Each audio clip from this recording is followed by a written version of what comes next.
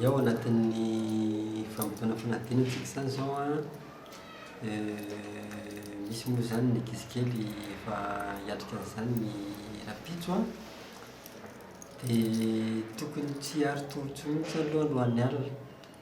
satria ny zavatra efa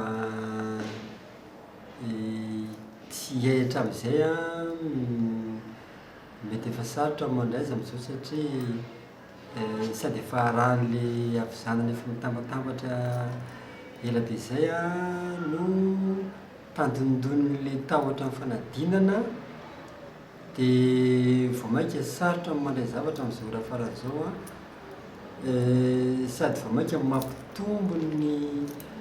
ny aia sy ny tahotra mbola fahitana hoe ay mbola misy tsy handray izy zany, dia mety vao mainka raha mampikorontana ny zavatra efa hay. Zay aloha voalohany indrindra ny torimaso zany a alohan'ny alina tokony tsy miaro tongotra iny a, fa io zany a tsy misy ny fanamperana, tsy misy ny tonga lafatra fa dia ny torimaso zany aloha no ilaina androany. Dia ny rapitso maraina indray mila mandeha aloha be indray satria sady tsy mahazo mijery kahie intsony koa rapitso hoe mijerijery kahie kely faraparany tsy mety intsony zany,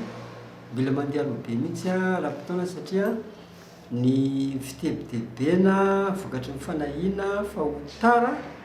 manimba zavatra be dia be iny a, mampikorontana ary lasa manjary mitarika fanadinona ny zavatra efa ahitra amin'izay. Dia misy moa zany ny hoe tsy zatra tsy misakafo fa mofo kely fotsiny a, fa aleo kosa angambany a mba misakafo maraina ny ankizy amin'ny fotoana iny na tsy misakafo hatramin'izay ary tsy manao voky be a fa mba misakafo maraina. Dia rehefa amin'ny atoandro koa tsy dia mety ilay misakafo be satria mbola miverina hariva dia manao voky be, raha voky be indray amin'ny atoandro dia lasa manjary matory amin'ny fandevonan-kanina fotsiny indray fa mihinana amin'ny antonony. Dia ny sakafo hohanina zany tokony sakafo mahazatra fa tsy mihinana zava-baovao mihitsy a,